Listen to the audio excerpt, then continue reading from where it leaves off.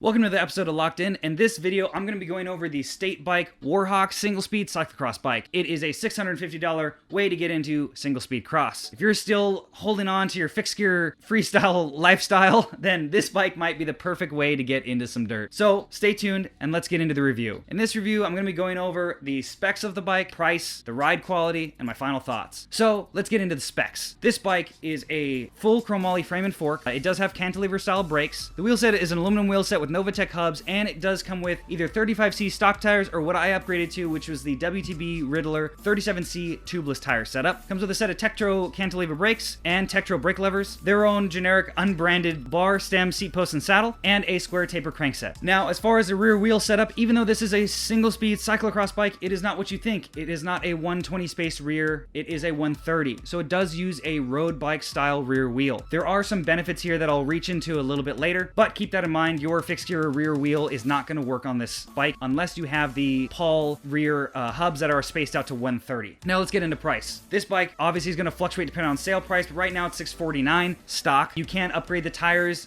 Currently they're using the WTB Riddlers, and there's also some other upgrades you can do with the bike. So the price is going to fluctuate depending on options, which you can check on their website. Now, as far as the tires go, obviously this is not a stock bike since they upgraded the tubeless tires. I think this is the best money spent for this bike. These tires are going to, one, give you the awesome ride of tubeless, as well as every time I rode cyclocross last 2 seasons ago when I had a tube set of tires, after almost every race, I'd wake up the next morning, my tires would be flat because there's some small thorn that would give it a very slow leak overnight. So going tubeless, if you're really going to put this thing in the dirt, is the way to go, in my opinion. I will have a separate review as far as what I think about the WTB Riddlers, so make sure to subscribe and turn notification on for that coming soon. Now let's get into ride quality. I was actually pretty surprised with how well I like this bike as far as the ride goes. I try to dial in all these review bikes roughly with all the stock parts into my fit that I have as far as measurements go. Now, as far as the ride and the turn-in, the geometry on this feels pretty great. It's pretty lively. Obviously, you can adjust the wheelbase with that rear dropout. That is going to be a little bit more work since you do have to adjust the canties when you do that as well.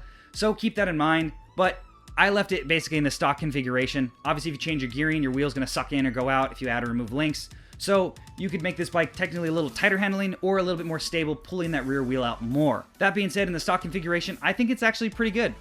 Unfortunately, I didn't get a cyclocross race in the single speed category with this, but I did do some rides in areas where I practice cyclocross, and it handled well. I didn't feel that the bike was overly twitchy to where it wanted to kind of fall on its face, and I didn't feel that it was too long to where it didn't want to turn in or really make those hard 180 turns that you have to do during a race. The gearing on the bike felt very, very light when I was on the street getting to the trail, but once I was in the mud and dirt and gravel, it felt good. I think this is definitely a nice middle ground as far as the gear ratio go, so good job on the state for doing some research and getting a ratio that I think is pretty great, especially for entry-level riders, which I definitely consider myself. I think that it's low enough to get you up some of the short, punchy stuff, and when it's really sandy and deep, or muddy, and it does give you enough for the straightaways, but I think that's really where you're going to start lacking unless you can learn how to spin very quickly. Now let's get into my final thoughts. What do I think about the State Bike Warhawk? I really like it. I think it's definitely a great platform for single-speed cyclocross. In my opinion, in the racing that I've done the last few seasons, it's definitely a category, in my area at least, that is smaller. So if you want to get in there and basically have a better shot at getting top 10, I think this is definitely something that would open up that category to you.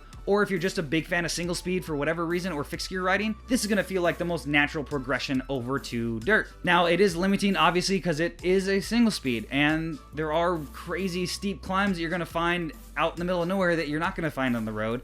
But again, if that's your style of riding and you're just that kind of person, this would be a great thing for you. Hey guys, I wanted to cut into this review because I actually, thankfully, to one of my comments on the State Bike Warhawk first ride impressions, somebody actually deduced what that rear wheel setup is. So I wanted to quickly mention that, and I had to cut it because I was already cutting my full review, so I wasn't able to replicate basically the scene. So I figured I might as well just do a extra little shot here. So I want to give this comment a shout out and let you guys know that apparently that disc wheel setup is basically for a bolt-on 6-bolt rear fixed cog. Now the commenter couldn't actually find a link. I asked him for one for a cog. He said Originate makes one, but I wasn't able to find that. So if you guys want to comment and link below if you guys know of where to get one for any riders interested in riding basically fixie cross with brakes as a backup, please comment in the description below. Now let's get back to the full review. as well as I'm not a huge fan of the Tektro ergonomics on these levers. I would have definitely liked these SRAM levers instead of these. The only thing is that's nice about these Tektros is it has that click, which basically loosens the lever more to open the canties up even more, so it's easier to take the wheels out. So for that function, you trade off ergonomics. So it's here nor there. That depends on you. You got to make that call. Do I think it's worth the money? It's hard to say. I don't think this bike should retail for this much.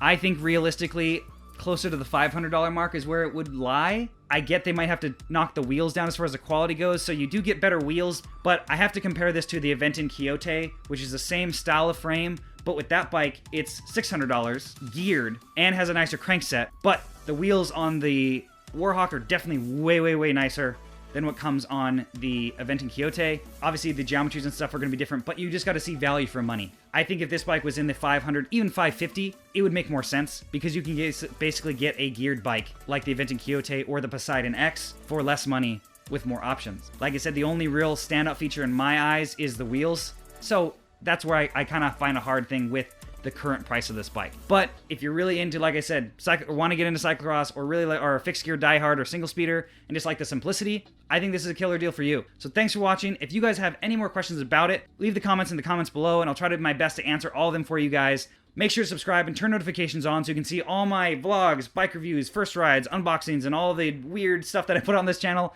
in the future to come. So thanks for watching another episode of Locked In.